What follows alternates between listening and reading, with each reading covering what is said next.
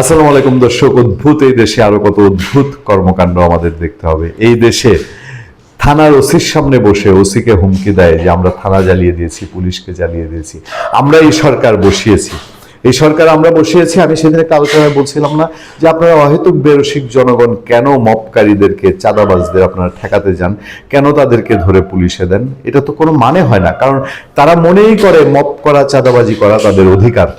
সে অধিকার তারা প্রতিষ্ঠিত করতে চায় আপনার আমার হককে মেরে। এবং গত 1 বছর ধরে মানুষের হক নিজের মনে করে, গলিমতের মান মনে করে যা পকেটে ঢুকাচ্ছে, আঙ্গুল ফুলে যতগুলা কলা গাছ হয়েছে তার চাক্ষুষ প্রমাণ আপনাদের চোখের সামনে আছে না? আছে না আসিফ মোহাম্মদ, সজীব ভুঁইয়া, আছে না সার্জিস আলমরা আপনাদের চোখের সামনে? সামনে বাংলাদেশের ফ্ল্যাগ উড়িয়ে তারা ঘুরবে, এর মধ্যে ঘুরেছেও। ছি, ঠিক এই লজ্জা সবার। এই লজ্জাকে চুনকালি লাগিয়ে দেখেন। আমার সামনে একটা ছোট্ট খবর আছে। দেশ স্বাধীন করেছি, টিকিট লাগবে কেন বলেই টিটিকে মারধর।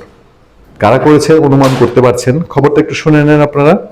কিশোরগঞ্জের ভৈরবে চলন্ত ট্রেনে বিনা টিকিটের যাত্রীদের টিকিট কাটতে বলায় এক সিনিয়র ট্রেন টিকিট পরীক্ষকের, মানে টিটি, যাকে আমরা টিটি নামে সাধারণত চিনি, সাথে ছাত্র পরিচয়ে কয়েকজনের বাকবিতণ্ডা হয়েছে। এ সময় তারা টিটিকেই দেশ স্বাধীন করেছি, টিকিট লাগবে কেন বলে শাসিয়েছেন। এরপর স্টেশনে ট্রেন থামলে নেমে গিয়ে টিটিকে মারধর করার অভিযোগ উঠেছে ছাত্র পরিচয়ধারীদের বিরুদ্ধে। এরা ছাত্র। আমি তো অনেকবার বলেছি, এই যে সংসদ ভবনে যে জুলাই সনদ সইয়ের দিন যে তামসাটা হলো, এটা তো বলেছি যে এখানে কোনো ছাত্র ছিল না। আপনারা খোঁজ নিয়ে দেখেন এরা কোথাকার কোনো ছাত্র কিনা।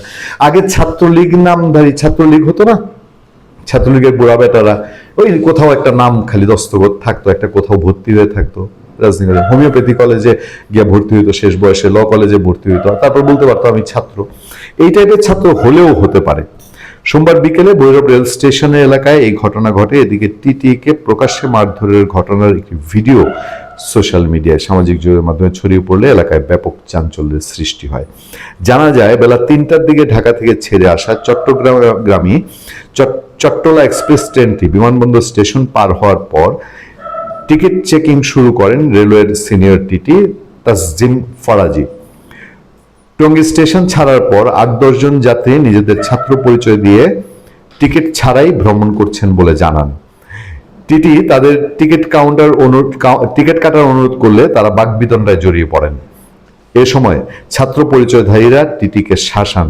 তাদের সঙ্গে থাকা বিনা টিকিটের ট্রেন ভ্রমণকারী একজন মধ্যবয়স্ক যাত্রীর কাছ থেকে ব্রাহ্মণবাড়িয়া পর্যন্ত 220 টাকা ভাড়া আদায় করলে ওই যুবকরা টিটির প্রতি চরম ক্ষিপ্ত হন।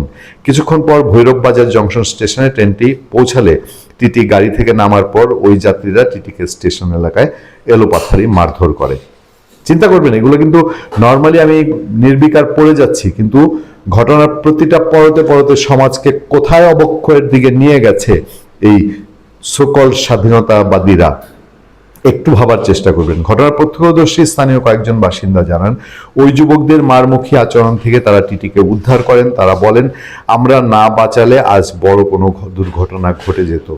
হামলাকারীরা ভৈরবের বাইরের লোক, তারা আমাদের এলাকার সুনাম নষ্ট করেছে, আমরা তাদের দৃষ্টান্তমূলক শাস্তি চাই। এখন পর্যন্ত কোথাও কোনো গ্রেফতারের খবর নেই। আমি পরদিন এটা নিয়ে আলোচনা করছি। এ বিষয়ে ভুক্তভোগী টিটি তানজিম ফরাজি তিনি বলছেন, ছাত্র পরিচয় দানকারী যাত্রীরা নিজেদের বাড়ি ব্রাহ্মণবাড়িয়া বলে জানান। মানে ব্রাহ্মণবাড়িয়ার মানুষের কিন্তু এমনিতেই বেশ কিছু দুর্নাম হয়ে গেছে বিভিন্ন কারণেই। মানে সোশ্যাল মিডিয়ায় তারা ট্রলের শিকার হয়ে গেছেন। তো ব্রাহ্মণবাড়িয়ার ছেলে তার পাশের স্টেশন ভৈরবে এই বাহাদুরি করে যাবে। আপনারা দেখবেন যে এদের বিরুদ্ধে যদি কোনো ব্যবস্থা নিতে যায় না, টিটি যদি আজকে মামলা করতে যায়, এই মামলা সঠিক তদন্ত হবে এই দেশে? এই মামলায় এরা কেউ অ্যারেস্ট হবে? আর যদি অ্যারেস্ট হয়, উল্টা টিটি কিনা আবার হয়রানির মধ্যে পড়ে। কারণ এই দেশে তো মব যে করে তার কোনো শাস্তি হয় না, যে মবের শিকার হয় তার শাস্তি হয়। তারা বলেন তারাই দেশ স্বাধীন করেছে, তাদের টিকিট লাগে না। আমি ভৈরব পর্যন্ত ডিউটি শেষ করে ট্রেন থেকে নেমে যাই।